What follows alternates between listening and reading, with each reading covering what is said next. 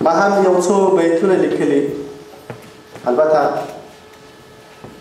اختر ته مې لیکلي دي. اختره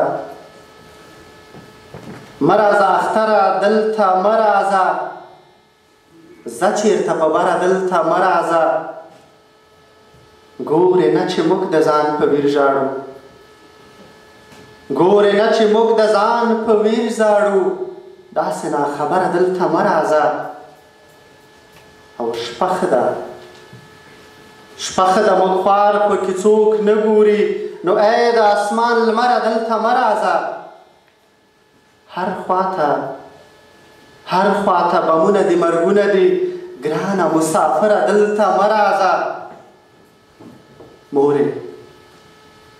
مورې زه درځم چې لږ دې ووینم، پام د زړګي سره دلته مه راځه.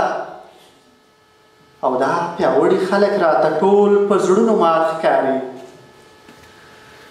دا پیاوړي خلک راته ټول په زړونو مات ښکاري، ښکلې زوروره دلته مه راځه. یو بل شعر دی چې موږ لیونو د زړه په سر ګزار خوړلی دی، موږ لیونو د زړه په سر ګزار خوړلی دی، ستاسو په دې چم کې مو اکثر ګزار خوړلی دی. او دا چې د سترګو نه د اوښکو په ځای وینې ځي، دې خوار هم د مینې په خنجر ګزار خوړلی دی.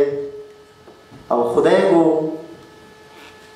ان صاحب وایي خدای ګو دنیاوالې دې راغلي ورانېدو پسې، خدای ګو دنیاوالې دې راغلي ورانېدو پسې، دې خوا که کابل اخوا خیبر ګزار خوړلی دی.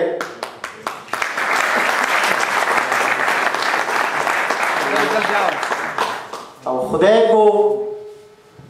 ګو دنیاوالې دې راغلي ورانېدو پسې، دې خوا که کابل اخوا خیبر ګزار خوړلی دی.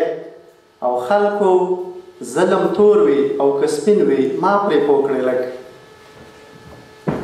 خلکو ظلم تور وي او که سپین وي ما پرې پوه کړې لږ، تور لوګي ترې خېږي سپین غر ګزار خوړلی دی.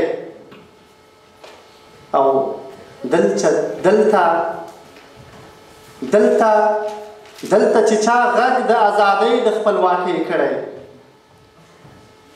دلته چې چا غږ د ازادۍ د خپلواکۍ کړی، هغه خلکو بله ورځ په سر ګزار خوړلی دی.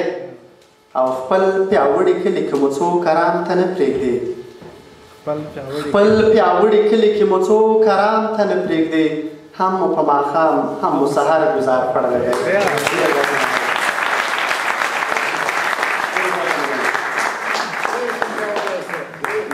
مننه ډېر زیاته.